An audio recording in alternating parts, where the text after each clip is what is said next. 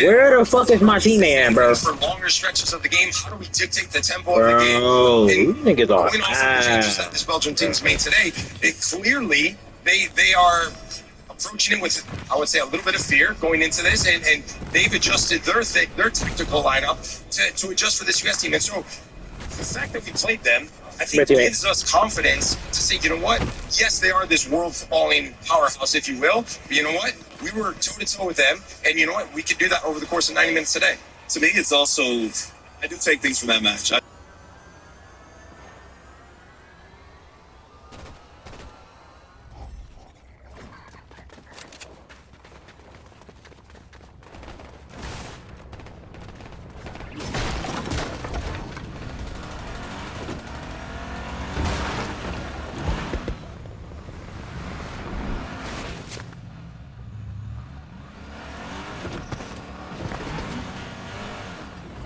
Get in, come on. How you manage a game. Come on. You can look at the red card in the last game against Bosnia. That would have been a moment for us to suddenly show that we were naive. No, these guys, this is a mature group led by a mature manager that's been ready for the occasion.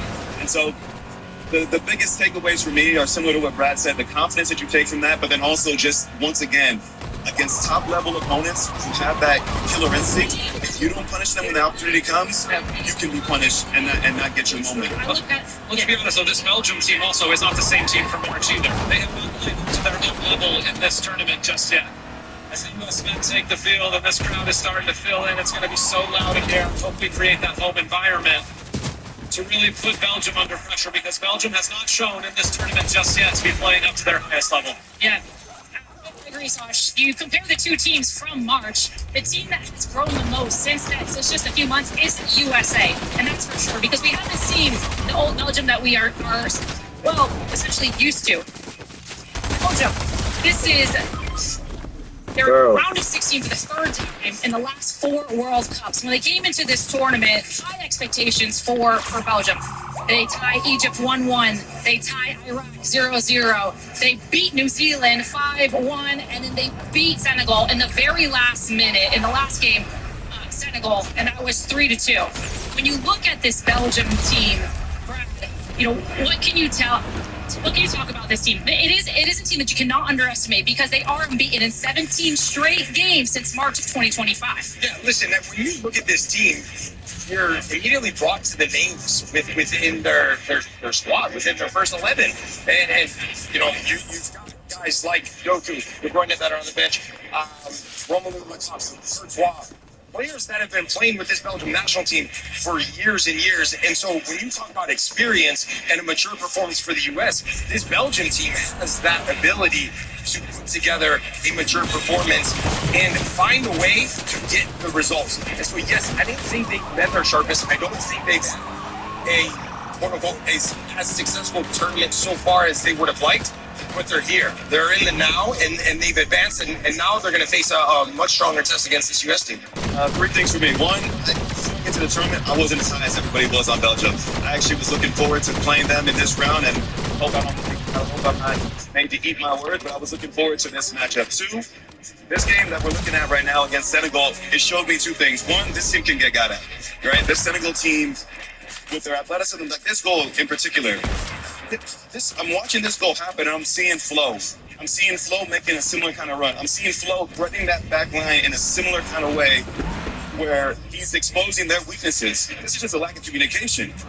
There are starting points are poor, lack of communication, but then the striker does incredibly well with his first touch, with his timing of his run. I can see Flo doing that. But then I did learn something else about Belgium. This is a team that won't give up on anything. And the manager is bold. What? He doesn't see something he likes, Garcia will make changes. He took off Doku, he took off De Bruyne. I think it was like 56 minutes in that game, and I remember I was like, huh? Yeah. Are you good? I was like, what's happening here? But it paid dividends, right? Tielemans steps up, makes a couple big plays. Trossard gets a little bit more involved, and they show a way to wear a team down, to grow back into a game. And so this game, although I'm hoping we get an early goal, this is going to be 90-plus minutes, whatever that takes. If it means extra time, our guys have to be bought in and locked in to do whatever it takes to survive and advance to that next round. Yeah, totally bought in. If you're just tuning in, we're here in Seattle ahead of USA against Belgium. And just to also paint the picture for you, it is really hot, and in time it could be a factor today. Yes, there's hydration breaks, but I do think that even as the sun goes down, it is pretty hot. Nothing that neither teams have dealt with before, but just to put that into picture as well. Belgium's got to be ready to suffer in this game because I think the U.S. is going to use the energy of the crowd to try to suffocate them early. Yep. I mean, I'm suffering for fashion right now by wearing this jacket because I wore it last game and it was good luck and we won 2-0, so I'm wearing it again. Back, baby.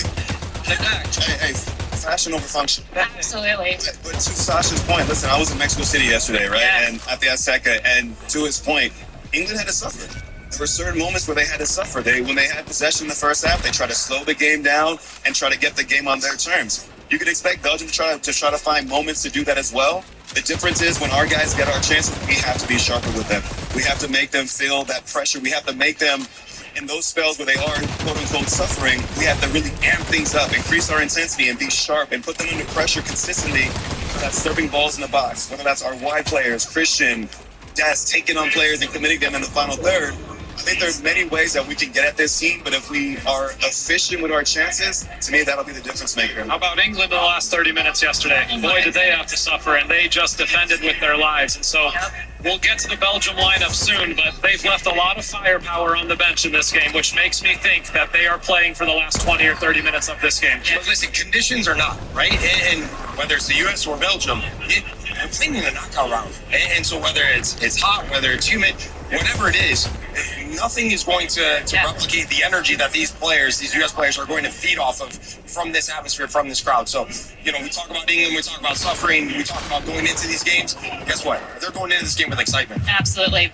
Well, you mentioned England, and let's look at the FIFA World Cup bracket and see how everything has played out in big picture.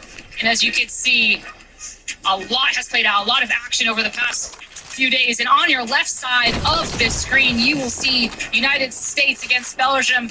And the winner of this game, yes, will take on Spain in the quarterfinals as Spain just beat Portugal a few hours ago. The big match right Fucking now. play with me. I'm gonna fucking go for a motherfucking reason. Stop fucking playing with me. I think it's destiny that we're meeting Spain in the quarterfinals. We mentioned this at the I'm gonna beginning. fucking go for a reason. 2009, when our team beat Spain at the Confederations Cup, Spain was unbeaten in 35 straight Oh games going my against that match. fucking god. Y'all can't fuck with me.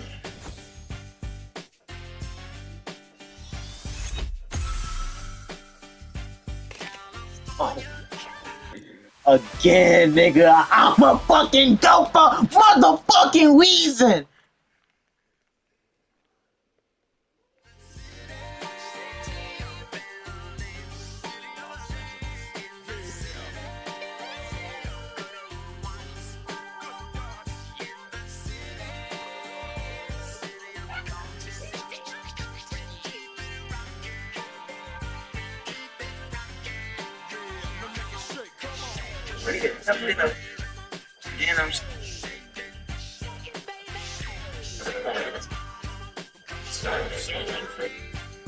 Cannabis can reach the White House. You're gonna have to shave your beard when they don't know who you are. 2014 World Cup, round 16, United States. Wave after wave crashes towards the U.S. coast, and Tim Howard stands alone. Point blank. I gotta clip that shit. Everywhere. 16 saves